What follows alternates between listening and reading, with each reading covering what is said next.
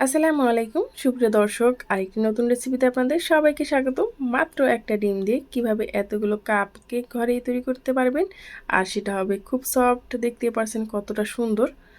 আর এটা কিন্তু ছোট থেকে বড় সবাই অনেক পছন্দ করবে, বাচ্চারা তো এটা বারবারই চাইবে, এতটা মজা। আর এই কাপগুলো আমি কিভাবে তৈরি করেছি একটা ডিম দিয়ে, সেটাই আপনাদের মাঝে শেয়ার করব। দেখতে পাচ্ছেন কতটা সুন্দর আর কতটা পারফেক্ট হয়েছে। আমার এই ভিডিওটা ভালো লাগলে প্লিজ চ্যানেলটি সাবস্ক্রাইব করে আমার পাশেই থাকবেন। চলুন, আমি এই কেকটা তৈরি করার জন্য প্রথমে নিয়ে নিচ্ছি এখানে একটা ডিম। এই ডিমটা কিন্তু রুম টেম্পারেচারের হতে হবে, এটা কিন্তু ফ্রিজ থেকে নামালে হবে না। এখন এখানে আমি দিয়ে দিচ্ছি হাফ কাপ চিনি। আসলে আপনারা যে যেরকম চিনিটা খেতে পছন্দ করেন সেরকমই চিনিটা দেবেন। দিয়ে দিচ্ছি হাফ চা চামচ ভ্যানিলা এসেন্স, দিয়ে দিচ্ছি এখানে হাফ চা চামচ ভিনেগার। এখন এই সবগুলো উপকরণ ভালোভাবে হাতের সাহায্যে, আমি দেখতেই পারছেন, এটাকে মিক্স করে নিচ্ছি।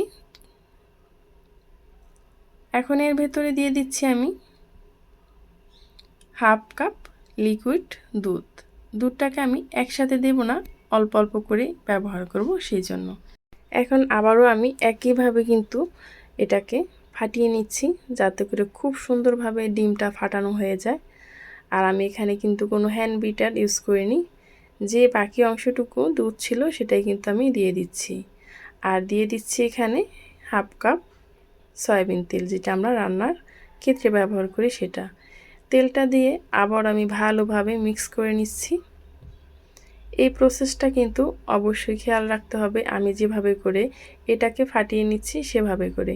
তেলটা দিয়ে কিন্তু আমি 3 থেকে 4 মিনিট এভাবে করে ফাটিয়ে নিচ্ছি। এখন আমি এর ভেতরে দিয়ে দেব 1 কাপ ময়দা, দিয়ে দিচ্ছি হাফ কাপ চকলেটের যে পাউডারটা থাকে সেটা, দিয়ে দিচ্ছি 1 চামচ বেকিং পাউডার, সাথে দিয়ে দিচ্ছি স্বাদ মতো লবণ। এই সবগুলো উপকরণ একটি চালনির সাহায্যে আমি কিন্তু ছেঁকে নিচ্ছি। অনেকেই বলে থাকে অল্প অল্প করে এটাকে মিক্স করতে হবে, তা না হলে কেক হবে না। আমি কিন্তু একসাথেই দিয়ে দিচ্ছি, দেখতেই পাচ্ছেন। এখন আমি এই সবগুলো উপকরণ আবারও এভাবে করে মিক্স করে নেব। এটাকে খুব সুন্দরভাবে মিক্স করে নিতে হবে। আমিও এটাকে 4 থেকে 5 মিনিট এভাবে করে ভালোভাবে মিক্স করে নিচ্ছি, যাতে কোনো লাম্পস না থাকে, ভিতরে কোনো দানাদার ভাব না থাকে, একদম একটা সফট ব্যাটার তৈরি হয়ে যায়। আর এটার ঘনত্বটা দেখতেই পাচ্ছেন কীরকম হবে। এভাবে করে কিন্তু আমি এটাকে মিক্স করে নিচ্ছি। আর দেখুন এটার ঘনত্বটা কীরকম, একদম কিন্তু পাতলাও না, আবার একদম ঘনও না। এভাবে করে আমি মিক্স করে নিলাম। এখন আমি এটাকে রেখে দিচ্ছি। আর যেই মোল্ডে আমি সেট করব, আমি এখানে কফির অন টাইম মগগুলো নিয়েছি বা কাপগুলো। এখন আমি এখানে নিচে পেপার বসিয়ে দিলাম, যে কেকের পেপারগুলো থাকে সেটা। আপনারা চাইলে এখানে কাগজও ব্যবহার করতে পারেন, ছোট ছোট গোল গোল করে। এখন আমি এর ভেতরে দিয়ে দিচ্ছি চামচ মেপে মেপে 1 চামচ করে। এই মোলটা কিন্তু ভরে দিলে হবে না, যেহেতু এটা ফুলে কিন্তু ডাবল হয়ে যাবে, সেই জন্য এভাবে করে আমি কিন্তু সবগুলোর ভিতরে দিয়ে দিচ্ছি। আর আমার এখানে 12টার মতো কেক হয়েছে। এখন চুলায় একটা হাঁড়ি বসিয়ে দিলাম গরম হওয়ার জন্য। আর এখানে কিন্তু হাঁড়িটা পর্যাপ্ত পরিমাণ গরম হয়ে গেছে। এখন আমি ওভেনের একটা স্ট্যান্ড বসিয়ে দিলাম।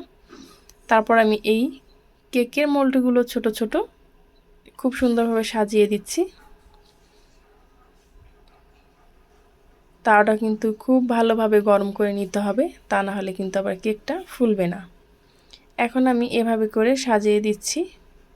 এ পর্যন্ত যারা এখনও লাইক দেননি, প্লিজ একটি লাইক দিয়ে ভিডিওটা কন্টিনিউ করবেন।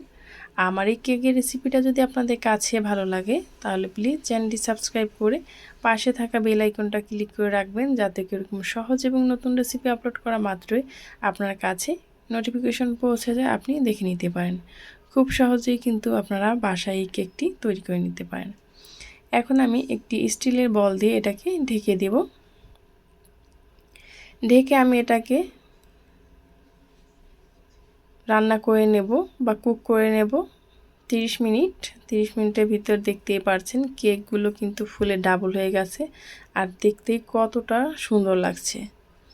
এখন আমি এগুলোকে চুলা থেকে নামিয়ে নেব। তারপর ঠান্ডা হয়ে গেলে এভাবে হালকা একটু চাপ দিলে কিন্তু কেকটা খুব সুন্দরভাবে বেরিয়ে আসে। আর কতটা সুন্দর আর কতটা সফট হয়েছে দেখতে পারছেন। যাদের ঘরে বাচ্চা আছে তারা কিন্তু খুব সহজে এই কেকগুলো তৈরি করে নিতে পারেন। বাচ্চাদের টিফিনে কিংবা বিকেলে চায়ের সাথে খেতে কিন্তু এটা অসাধারণ লাগে। আর দেখুন কতটা সফট হয়েছে আর কতটা পারফেক্ট হয়েছে। আমার এই সহজ সরল কেকের রেসিপিটা যদি আপনাদের কাছে ভালো লেগে থাকে তাহলে আবারও বলছি আমার চ্যানেলটি সাবস্ক্রাইব করে পাশে থাকা বেল আইকনটা ক্লিক করে রাখবেন, যাতে এরকম রেসিপি আপলোড করা মাত্রই আপনার কাছে নোটিফিকেশন পৌঁছে যায়। আপনার কাছে এই রেসিপিটা যদি বেশি ভালো লেগে থাকে তাহলে কাছের মানুষের কাছেও শেয়ার করে দিতে পারেন। আল্লাহ হাফেজ।